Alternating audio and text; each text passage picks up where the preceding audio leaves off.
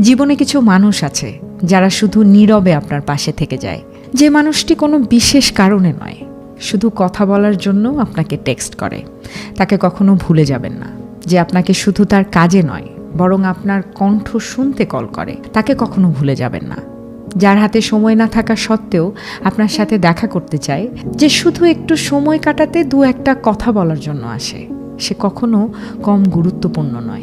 আমরা সাধারণত বড়, লাউড বা চোখে পড়ে এরকম বিষয়গুলোকেই সবসময় প্রায়োরিটি দেই, কিন্তু আসল যত্ন থাকে সেখানে যেখানে কোনো শো অফ নেই।